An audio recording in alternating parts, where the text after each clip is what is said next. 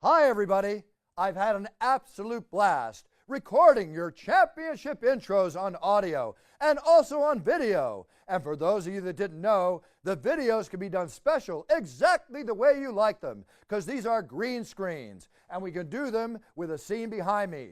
Do you want a fighting scene? Do you want a beach scene? Do you want a race car scene? Any scene you want, we can give it to you. It's your theme and my pleasure. Just write our offices and we will answer you with the exact fee involved and how it'll get done. So here we are, and now it's time, and it's your choice. Cheers! From the shores of Malibu where the waves are pumping, to the Great Wall of China and back to the streets of Houston, Texas, where the UFC is coming. We are live. It's Time Radio, the show where we talk about what you think about but may be afraid to voice. Don't worry, we'll voice it for you. Everything's talked about on the show: UFC, entertainment, film, politics, sex, drugs, rock and roll, you name it, we talk about it. And we're here with my co-host and partner, TJ DeSantis. TJ, another week by. How are you doing? You're looking very red today. I like it. Yeah, I'm good. I just got off a plane not long ago, and I get another one tomorrow. So it's crazy. I'm living that buff life, if you will. Yeah, I know. That's I had a buff life weekend this weekend. That was for sure. And then definitely going into Houston next weekend, but we'll talk about it on the show. Let's bring on our special guest, a longtime friend of mine, the finest referee in the business. Man works all over the world, not just for UFC, but for everybody. He is definitely in demand. He definitely is the most knowledgeable, fastest acting referee in the business. And God knows I love working with him. He's my brother. He's my friend. But to everybody out there, he's Herb Dean. Yeah, Herb. No. He's Herb Dean. Oh, that's right. Dean. That's it. Man, thanks for the intro, man. Glad to be on here, brother. Man, thanks for blowing me up. It's a pleasure always working with you, man. It's like, man, it's been a lot of years, you know? Lot. Do you have any? I mean, we go back to the King of the Cage. Yeah, exactly. You know, it's cool, and sometimes we get to hang out too, so it's kind of fun. I don't hang out with a lot of people in the sport.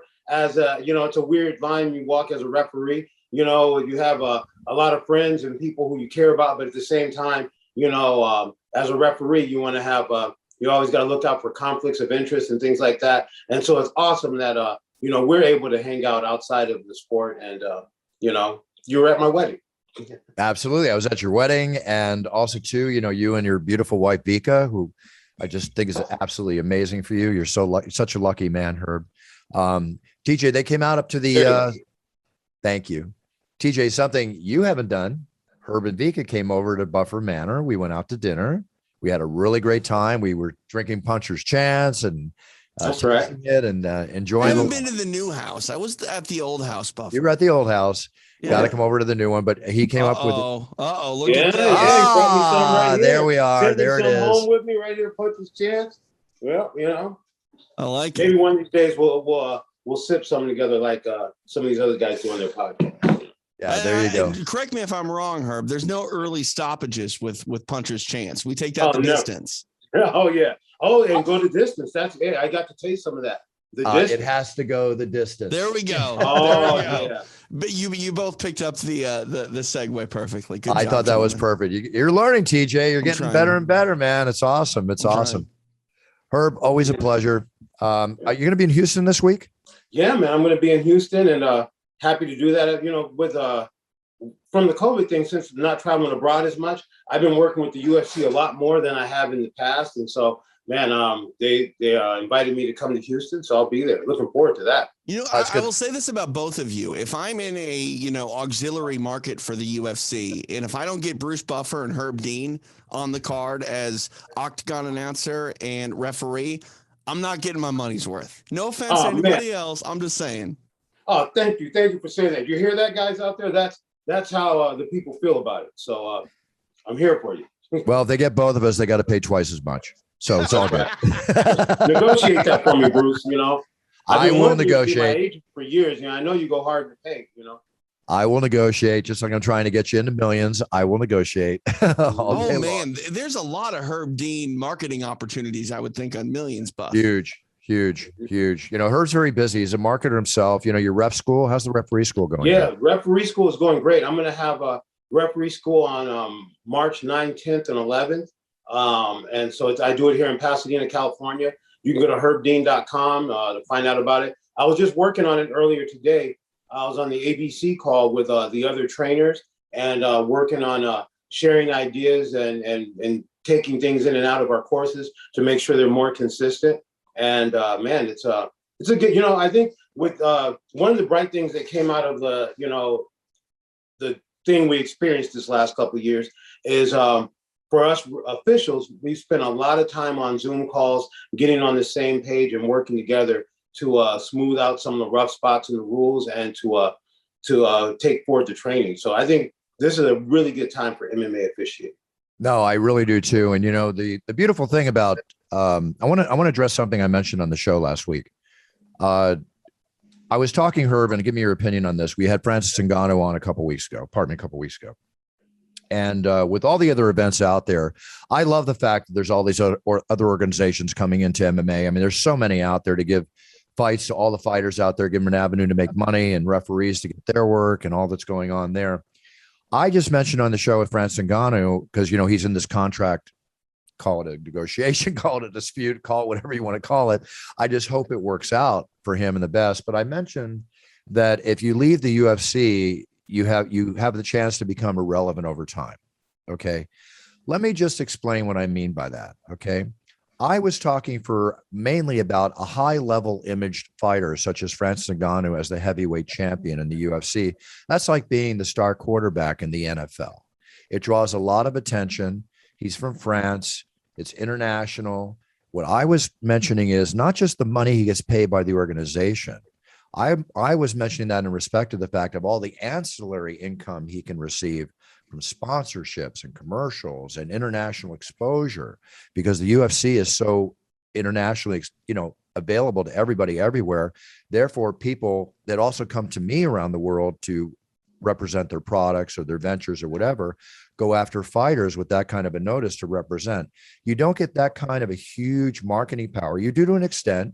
I'm not putting down any other organization whatsoever. Scott Coker's a good friend of mine, Bellator. I love all the fact that they're all successful. I was just talking about from an individual that's very high profile in the UFC that you do lessen some of the ancillary income areas, or potentially could lessen them very tremendously as a star in the UFC leaving the UFC. Does that make sense to you, Herb? Well, you know what?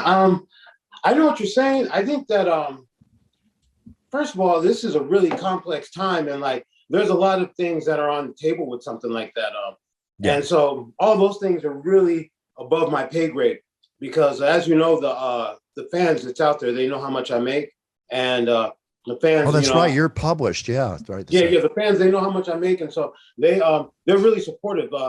Sometimes when I'm working a show, they'll walk by and offer me a hot dog. They're like, man, Herb, I know how much you're making this event. I'm just trying to do as much as I can for you and give you this hot dog. And when I'm out, they try to do little things like that for me. Best fans in the world. But so as that being said, that stuff's above my pay grade. And what I hope is that everybody gets what's best for them, and that we're able to see these fights, and that they figure this out, and where everybody's happy and feeling that they're appreciated and valued. And because like you said, the UFC brings a lot. At the same time, I guess you can't ignore what he brings as well. So, it's above my grade. I don't know what's going on there. I don't either. That's not. Allow me to say something, Bruce. Go ahead. I think what you're kind of saying is this. Let's say Bellator has a podium and the UFC has a podium and one championship has a podium. There are three different, platforms to go speak at. For the most part, there are more people at the UFC podium. There's more people there watching you speak there than say a Bellator and a one. And there are different pros and cons that come with speaking at all of those podiums. But I think, you, Bruce, especially because you're so tied in with the UFC, it's hard to say keep up on a Ryan Bader, compared to a Francis Ngannou, because you're so close to the UFC. It doesn't mean that people don't care about Ryan Bader. Oh, of course they care. You might not see it as much. And I would be lying if I said it was easier to see more of Ryan Bader than it is Francis Ngannou. But the bottom line is, every sort of pulpit has its pros and cons. And for the most part, when it comes to mainstream mixed martial arts, most of the eyeballs, especially in this country, are on the Ultimate Fighting Championship. And with that being said, that's what I mean. Go ahead, really Herb. good point you made. And, I think everyone has their thing, like you said, there's more eyeballs, and at the time, there's all types of different ways to monetize, you know what I mean? Yes. At sometimes someone has to monetize eyeballs, and hopefully they can do it in the UFC. Hopefully I could do that in the UFC. My monetization has been a lot better in other organizations. I've got a really good, and they've been able to use me in other ways also. But like you say, it's always best when, those two things meet, So Well, I always say never leave the NFL for the CFL. With all respect to the CFL, you can still make a lot of money. Rumble Johnson in public has said, I'm on crack for my statement. And Anthony, I like Anthony a lot. I actually got a giggle out of that. Let me just make one more point. I was talking again about a marquee fighter. Obviously, I want every fighter, I've said it a million times on this show, I want them to make $1 million every time they put their blood, sweat, and tears on the line. I want the fighters to make as much money as possible. If a young fighter is up for contract negotiation in the UFC and he gets a bigger contract from a Bellator or whatever, I can't blame him 1 second for moving and taking that bigger paycheck if that's what happens. I can't say that. I, again, was just talking about me as a manager, brander, and marketer, knowing what the big show can give you exposure-wise to get those big ancillary deals. That's the only point I want to make. That's all I wanted to make. Can I just say, guys, like maybe it's because of like when I became a fan of this sport back in the early 2000s, but like I don't generally cheer for any promotion over the other. Like I love mixed martial arts, and I'm just happy that it's not being threatened to be unregulated or turned illegal anymore. And that's a big win. The fact that it's 2022 and there isn't really a place in the country, almost the world, we're getting there, but almost the world where you can't go put on a fight card. You know what? Last message, on to the next subject. Fighters, make your choice. Take the best avenue for yourselves. Think 3 steps ahead to your future, not just to the one fight being offered, and make the best choice. And Francis, I hope you in the UFC work everything out. Love you being the heavyweight champion. Get through your knee surgery, everything else. Come back and just go forward making the most money possible. And Francis deserves to make a lot of money, as every fighter does. Let me just say that I am all about the fighters. You know that, TJ. You know that, Herb. I am all about the fighters making money, and I'll never step in the way. I'll only support them whatever they choose to do. With that being said, Kamaru Usman, I wasn't aware. Ligament hand surgery. How long is he going to be out with this? Yeah. It's weird. Those surgeries, I remember, like an ACL, MCL would be like a year on the sideline. And now I hear the recovery time can be as little as 6 months. So like the medical advancement is changing so much. They might tell Kamaru, look, you're not going to, be able to hit a pad for 10 months, but something tells me he's going to get back a little bit sooner than the average person. Yeah, but we know, and Herb, you know this better than anybody, the fighters that go back before they're 100% healed, and that's what I always tell fighters to do, especially in a ligament tendon situation. Yeah. If you don't 100% healed, and I've been through this myself when I was kickboxing, I think, okay, great, boom, boom, boom, go back in, train, spar, go slam each other silly. And then the injury just keeps continuing and continuing. It's like, this is an injury. Ligaments seem to take longer than broken bones. Definitely. Yeah, definitely.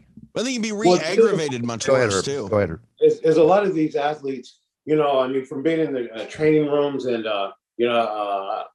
and seeing what's going on backstage, that's one of the incredible things. Some of these guys are able to get back to, to remain injury-free or to get or heal and come back pain-free. But many fighters are fighting through lots of different pain at any given time. Yeah. And that's the incredible thing is they figure out how to show up and do what they're supposed to do dealing with these injuries. These guys are incredible. So I work with Pearl Gonzalez, who just had her MCL, basically reconstructed.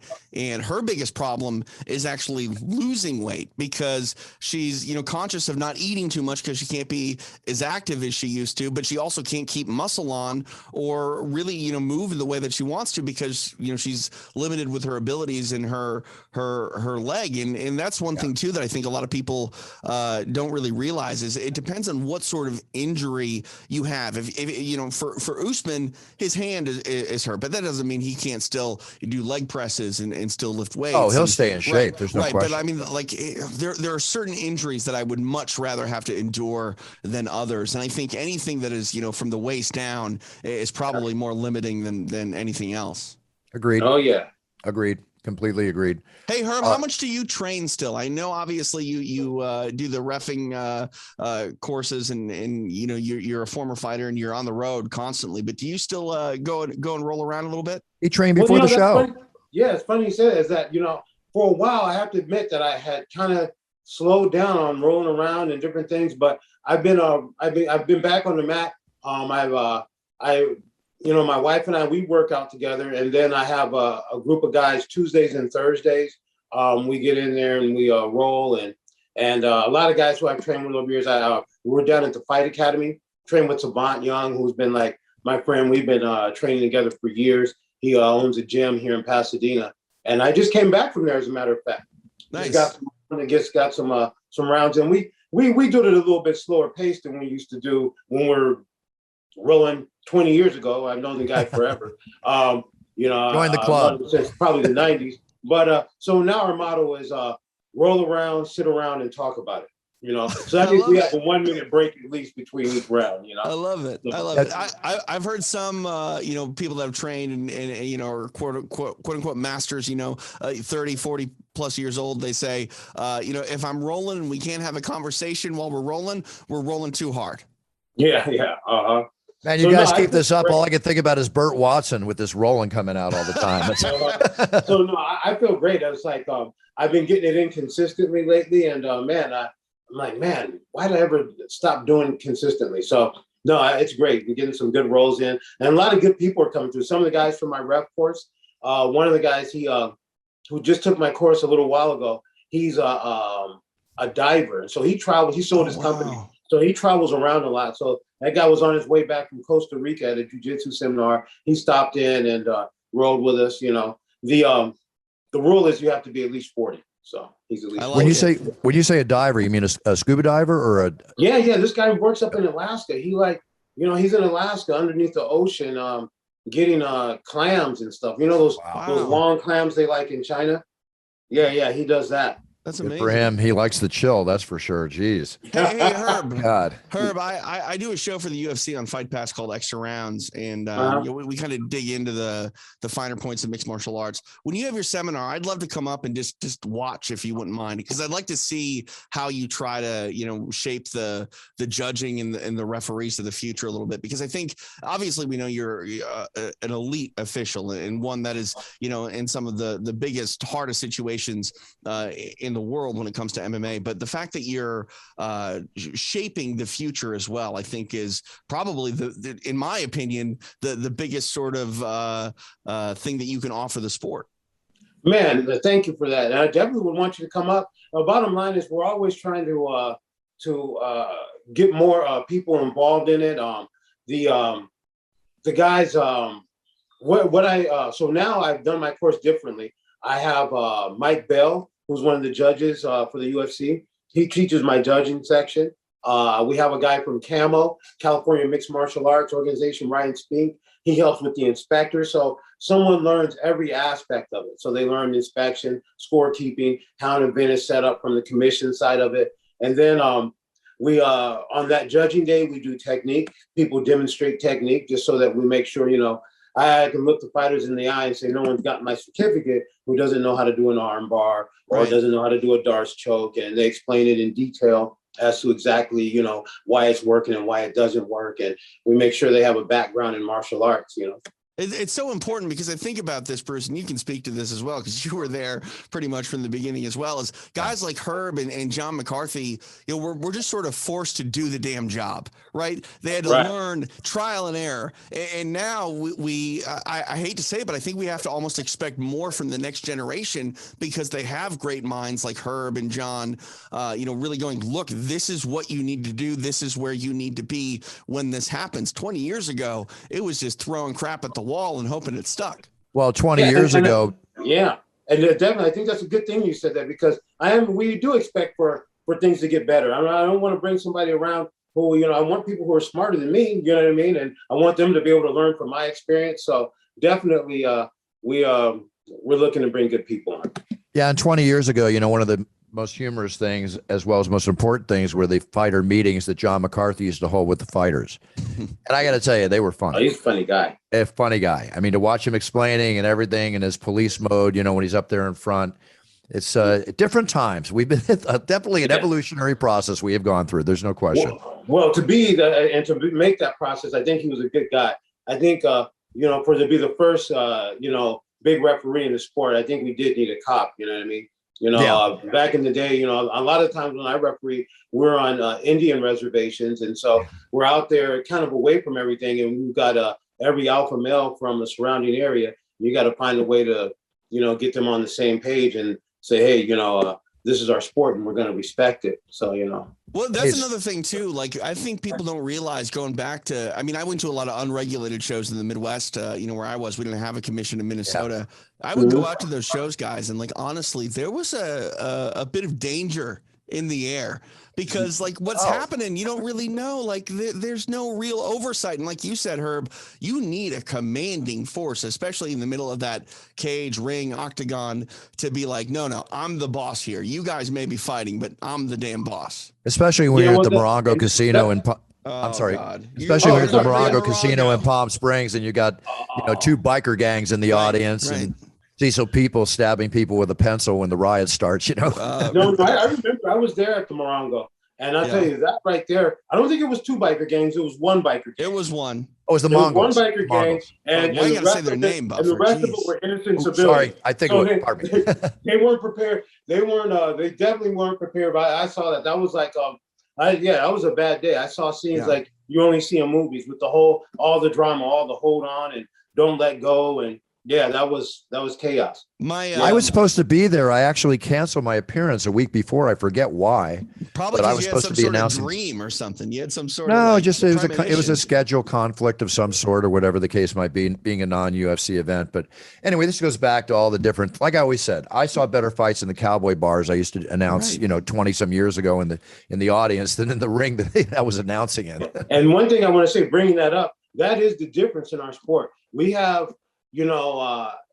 Guys, our sport, I think the more contact is involved, the more respectful of the sport guys are. Yeah, you know what I mean? We see guys throwing fits, in some of the other sports. Our sport, these guys respect the sport and happy that they have it. And that's how I'm able to do my job.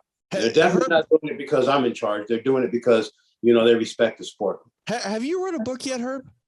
No, I haven't done that yet. I figure I wait a little bit more and then maybe I'll write a book. Yeah. Mm-hmm. Yeah. Don't be like me. Write my biography 8 years ago. Now I got to write another one called It's Time Again. So, it's a while. I would love to read the Herb Dean book though, because the stories got to be crazy. Numerous stories. Man, I've got to experience, man. This has been, let me tell you this, it's been a wonderful ride being a part of the sport, man. I've got to, travel around the world and experience so many things and meet so many great people in this sport. Yeah. We have a lot of really smart, interesting guys, all the fighters who are involved in this sport. And it's been really cool. And then so that's why I make sure it's like, what? Martial arts has done a lot for you. So you got to make sure you take some time to still do martial arts. So that's why definitely keep it going, That's awesome. Keep it going, Can I share my favorite Herb Dean moment real quick, Bruce? Go, do it. Then I'm going to share you mine. All right. My favorite Herb Dean moment, I believe, was UFC 48, and it was the fight between Tim Sylvia and Frank Mir. And it was the armbar break where Sylvia clearly has a broken arm. Herb notices it and stops the fight. And everyone in that arena was screaming every obscenity in the book at Herb. Why are you stopping the fight? He didn't tap. And then it was the replay, and it was like, oh shit, that's why. But if you remember, I think Herb actually had to look at him, and if I'm not mistaken, Herb, you rarely curse, but you said you broke your effing arm. You had to make it apparent to him. Yeah, that's a story I never get sick of telling because it's so interesting. And let me tell you, man, that wow, okay, because in my mind, I thought, well, it's been a nice ride and I probably won't get back. But more important, what was on my mind is how am I going to get out of here? I was looking around. I was like, okay, that's the biggest cop in the building. I'm going to go stand next to that guy. If they start throwing things, I'm going to hide in the cage. But then Joe Rogan, he found on there where the actual break was. So then all of a sudden everybody was my friend again. And yeah, that was a cool moment. But right there, that shows the confidence you need to make that call, right, Buff? Yeah, totally. Well, listen, if anybody's got confidence, Herb Dean, that's for sure. I mean, the man walks with the swagger, and he's cool, man. I call him Mr. Cool. I actually have a beautiful painting in my house of Jimi Hendrix, you know, a little cigarette, which Herb doesn't smoke. But, man, they look so alike. Herb stood by it the other day, and his wife, Vika, took a picture of it. Amazing the look. It's great. So, listen, while we're going on here, I want to tell you my Herb Dean story real quick. I was in Brazil. Mario Yamasaki was the referee of the event. Herb was not even there, but this is one of my favorite Herb Dean stories. I said, and your referee, you know, your referee in charge of the octagon is, and I'm looking right at Mario Yamasaki, right in the eyes, right?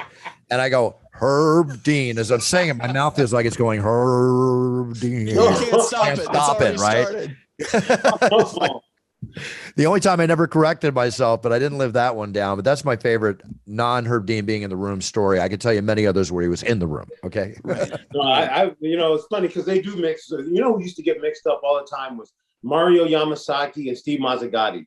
They but one time, I swear to God, I was out somewhere after I went out to, you know, get some food afterwards, and a guy, a fan, he had probably had a few. And he comes up to me with confidence, says, loving. Just points right at me. Awesome. I'm like, okay, I'm going to go with it. I'm going to be Eve Levine today, you know? I love it. I love it. All right, guys, let's talk about this weekend in Houston. I wanted to give you a little headway here. You know, Thriller had the February 26th event scheduled for Triller. I get it wrong every time. Every time. No offense. I work with them, and I don't know why. Anyway, one of those things. So Thriller was a great that's song. why Michael's announcing the event and I'm not. Okay. Herb's right. Thriller was a great song. Yeah, it was. It was. No question. So they canceled their February 26th event due to COVID worries at the Toyota Center. Right. You know, and now we're running into it this weekend. Yeah, I think it was more. There could be there's other avenues to that story, I'm sure. I'm going to Hawaii next week, guys. And while Hawaii is a state, obviously, it's an island, and the amount of COVID protocols that they have compared to other places is absolutely insane. It's crazy, and it's just something we have to accept. And there are going to be events that go on, and there are going to be events that don't. And I'm done having an opinion on any of it. I'm just going to do what I got to do to take part in what I want to take part of. And that's really the long and short of it. And you got to be safe. Yeah. You know, like on Thursday, I'm going down. USC has me set up. They're sending me a car to go down to the Super Bowl press row for 3 hours of interviews. And, you know, I was thinking today, I just got back from a hotbed in Vegas where I was announcing the Pro Bowl. We'll go into that in a second. You're going to the Super Bowl? No, I'm not going to the Super Bowl. There was talk about me appearing at the Super Bowl, but they can't fit the timing in. The NFL told me that they're AKA they couldn't afford Buffer, Herb. They couldn't afford it. Hey, I did the Pro Bowl. I had a great time this weekend. I did the UFC. I did the Pro Bowl. And the most amazing thing here's a funny thing on the Pro Bowl. We're on the subject.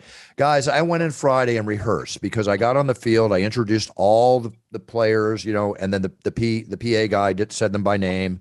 It was so incredible being with Mahomes and all these people coming out of the tunnel with them and the whole 9 yards. And then the big setup, they have me in the end zone, which went amazing. So then I finished. I saw it. It looked great. Oh, thank you. Wait a minute. Where did you see every player by name? Yeah, I thought they sent me the script and I'm like, holy hell, this is long. You know, how many players did you introduce? There were. I didn't introduce the players individually. They had the PA guy do it. I just set the PA guy up with big introductions. Yeah, who he was about to introduce. I saw it on Facebook, Bruce. For the record, I didn't see a highly produced version of it, but it went really well. Yeah. So then, Herb, here's the thing, TJ and Herb. I finished that, and the point person I'm with and security I had to run all the way to the top of Allegiant to get there in time to do the big it's time for the NFL Pro Bowl, right? And ESPN's covering it, NBC, you know, NBC, whatever, ESPN's covering it. It was on 2 different networks. Yeah. And I come out, the camera's in my face, everything's happening. I'm getting the point person, the microphone's dead.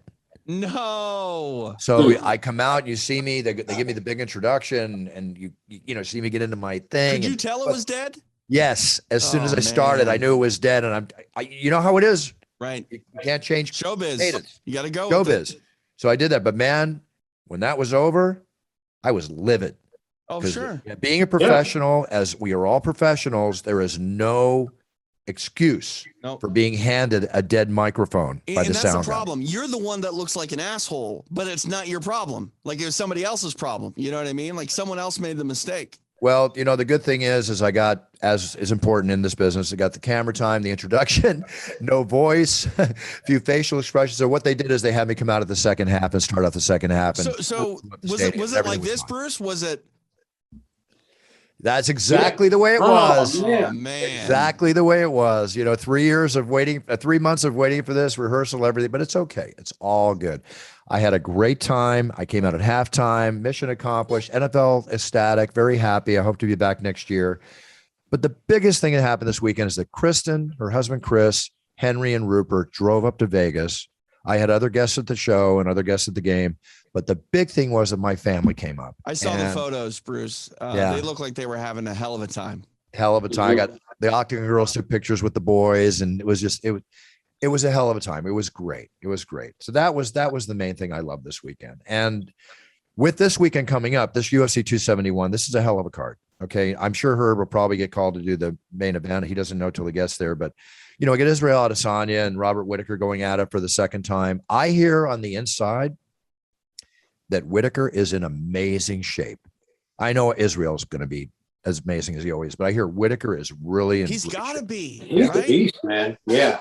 He's a beast. I mean, this is the second go around for these two, and Rob obviously has a point to prove after coming up short. But Izzy, like I've already seen some stats and infographics. First off, I didn't know how few times the middleweight title in the UFC has really been defended. Like they were showing like all-time title defenses. Obviously, Anderson is at the top. Yeah. But like Murillo Bustamante is in the top 5 with 1. You know what I mean? So like it's a division because of Anderson's dominance that it hasn't been a title that's been able to be held on to for a while by multiple people. And you know, people really seem to think that Izzy might be I don't want to say the next Anderson Silva because it sounds disrespectful, but he could carve out a legacy that is just as great if he's able to roll the way he has at 185. But Robert Whittaker is going to bring everything to Houston with him. Robert Whittaker is going to bring everything. Israel could definitely become one of the GOATs of the middleweight. And I don't think it's disrespectful because you see the amount of respect that Israel has for Anderson. Yeah, I mean, he shows great respect. Why he's doing it. He's like, yeah, skinny guys can be the champion. Okay, I know about that. He's a bona fide star, right? Like I really believe that Adesanya has the ability to do major motion pictures down the road. Again, another example of how a foreigner to the U.S. staying in the U.S. This is an example of what I mentioned. Okay, this is the power that the UFC brings a star like Israel Adesanya. I mean, the world is his oyster. All the eyes are on him. And the viewing of this weekend show with that, Derek Lewis and Tui Tuivasa, if that's not going to be a brawl for it all, Pier 6, somebody's going to go down Timber. I don't know what is. Everybody's training Tui. And what you're saying, you have to respect it because I think that's one of the unique things about the UFC is I believe I think somewhere, I don't want to be certain, but I believe they went somewhere and sold out before they even announced the card. Yeah, and UFC is coming back in the day, and it sold out. And I believe I heard that. And I think that you have to there's no other sport that can do that. Right. Just say, hey, we're coming, the brand is coming, and we're not even going to tell you who's fighting, and it's going to sell out. Guys, I don't even think the Super Bowl sells out immediately when they go up for sale. Honestly. Mm-hmm. I mean, you have to, you got to respect they've done something there. They're definitely, they've done amazing. Well, it's a amazing cultural thing when the UFC comes to a town, especially for the first time. When you get that opportunity to go out and see something, I think it's a fair statement to say that the UFC at this point is a slice of Americana. It's very much an international sport, but it's something, I mean, it's one of the greatest sporting spectacles the world has ever seen. And when it comes to your town, especially if it's the first time or the first time in a while, that's the place to be. Yeah, Yeah. you know, the announcing sucks, but it's a work in progress. Otherwise, everything else is good. But as far as that, referee's pretty good though, Bruce. The referee's pretty good. referees, they got it right on. They're right on Right top, on. right No, spot. yeah. So with the COVID thing we've been through for 2 years and only being in Vegas and some very select little areas, now we're getting on the road a little bit, and it is going to sell out wherever it goes. There's no question. I saw Columbus is getting UFC. It's for the first time in a long time. Columbus was always a really big market for MMA, and they pair it with that Arnold Classic not real nicely there. And we're going back to Jacksonville in April. Yeah, that's what I love going to Columbus. So Columbus was really cool because the executive director for the athletic commission out there is named Bernie Profato, and he's one of I mean, there's a lot of really good guys. But Bernie, I love Bernie. He's Bernie's a character. like a real character. He's a real guy. I think at one time he was mad at me, and I felt like I couldn't fly over Ohio. And then he became my friend, and man, he always looked out for me, man. And you know, I think he boxed Ernie Schaefer, right? Yep. Yeah. And Ernie Shaver, everybody in the heavyweight division, from Frazier to Ali to whatever, is going to tell you that was the hardest hitting heavyweight in the heavyweight division, without question. Sonny Liston used to be, but Ernie Shavers, nobody wanted to get hit by Ernie Shavers. Yeah, definitely, and Bernie was. So, man, I'm looking forward to going out there and seeing that guy, man. He's a cool guy. Hey, Herb, how many states are you still licensed in, and what is that process when the UFC goes somewhere and you want to be a part of that athletic commission? Yeah, it depends on how many we go, but usually when we go, if they're going to invite me, they're going to tell me, hey, okay, fill out the license and get it. And so it's not I don't have wondering about whether they're going to accept my license because they've asked for me, but still I have to go and go through the hoops and send all the other things they want just besides filling out the license. And also I have to pay for it because the UFC doesn't pay for it. So it's, the cost varies, but some of the guys are pretty expensive. Like, I mean, $350, $400 or something like that. And I go there once a year. Yeah. That's a lot of money for you to go work. Yeah. Once, and especially because I might only go there once a year. Right. So, but it's different for each sport, each state, I'm lucky. Usually the announcer fee is $100 bill and pretty much standard across the country. Easy peasy. Okay. Is there really an announcer fee? Yeah, I gotta do exactly what Herb does. I just had to re-register with the Nevada Athletic Commission. Do each and every one of them have a do you have to license as a announcer in every state? Because I know it's very select. If it happens, the UFC sends it's I think I've only had to license New Jersey, absolutely, New York. But outside of that, it's pretty much it. Well, they've been around, so they're pretty regulated. They're pretty regulated, but that's pretty much it right there. If it happens, it happens. We'll see. I mean, I do play-by-play, and I've worked in the state of Nevada. I've never had to do a licensing fee for that, but I wonder if it's because you actually enter the fighting area. I wonder if that's exactly why. That's exactly why. I think they're just trying to get $100 a year out of me. So whatever it takes. So listen, guys, a couple other things here. A little off UFC. I'm very excited about this weekend, without a doubt. A couple of things here, little news stories that I wanted to bring up. We have a stupid as a stupid does, but I don't like this because this involves actually deaths. A woman tried to cross a Florida bridge. I saw this, the drawbridge. She tried to cross when the drawbridge was opening and she wound up falling to her death. No, she was crossing when she was supposed to, and it opened midway through. You're kidding. I didn't see that. You're kidding. Yeah. Oh man, is there a lawsuit on that or what? Of course, yeah. But that's not good. That's not going to bring back anyone. What's that, Herb? That's not going to bring back this. No, she was walking. Yeah, she was a pedestrian, and unfortunately, it opened up on her when she was sort of in no man's land. Oh my God, that made this worse than I wanted to talk about. That's horrible. She was within 10 feet, they say, of the elevated portion when it began to rise. Right. And what do you do at this point? Right. Because, I mean, if it's one of those things that go vertical, you're just going to keep running until you can't be on it anymore. So. Oh my God, that's horrible. You have to make condolences. Condolences going out. To make, right? Are you going to try to hold on to something? Or are you going to get? And what are you going to hold on to? On? Yeah. What do you hold on? Is there something you can stand on? I couldn't tell if this was a bridge that was designed for pedestrians and it was just a mistake, or if no one normally walks on it. And, there's probably some sort of sensor if it wasn't done by a human, because everything's automated now, right? So if a boat was coming through and there were no cars detected, maybe a human being doesn't set off that trigger or whatever. But yeah, terrible. That's my worst nightmare. Like, that's horrible. Like slowly coming to the realization that you're about to face your death is terrifying. Just I'd much rather have it happen. You know what I mean? Yeah. However it falls, but my best wish and condolences go out to her family, as they do go out to another family too. And so tragic. A hiker, another one of these selfie things. A hiker tried to take a picture of himself.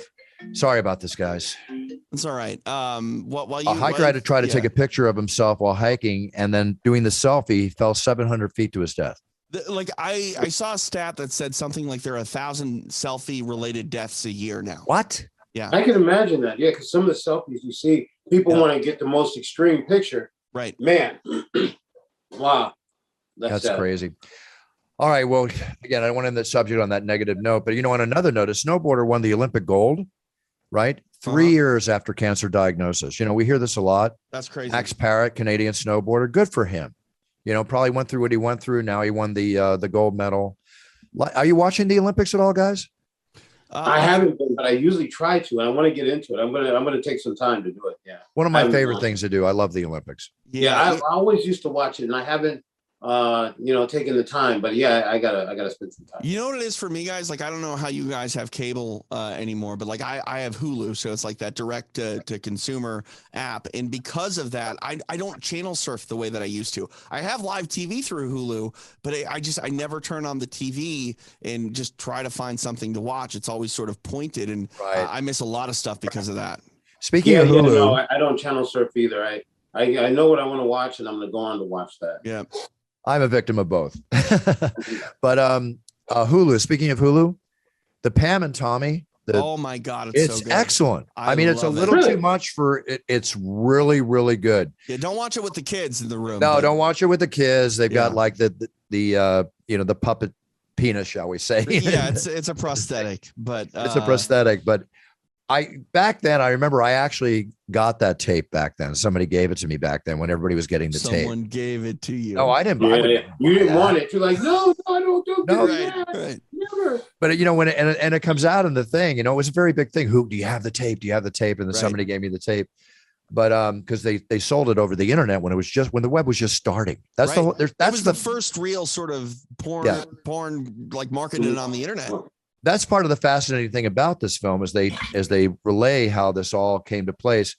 But I've only seen 3 of the episodes, and I really feel bad for him because it was a complete invasion of privacy. Right. So I worked in radio for a long time, and I've had the pleasure of meeting Tommy Lee on 3 or 4 different occasions. Yeah, I met them both. He's such a swell guy. So the way that they're like portraying him in the series, to me, it seems far-fetched, but who knows? Some people say it's right on. Right. I'll tell you one thing. She does an amazing job as Pamela Anderson. It scares me how much they look like them. Unbelievable. I think there was some, forehead I read about whatever it was.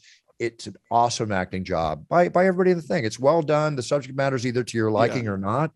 But it's worth the watch. Yeah, Herb, it's something that not too honestly, I would have never clicked on it if someone didn't tell me about it. But do it, dive into that because check it out, Herb. It'll catch you from the very first episode. Trust me. All right. You know what I've been watching? Because I never know what to watch. But people are watching Yellowstone. I've been trying to watch that. Yellowstone, I've not watched. I hear it's fantastic. Mm-hmm. How many seasons of it are there?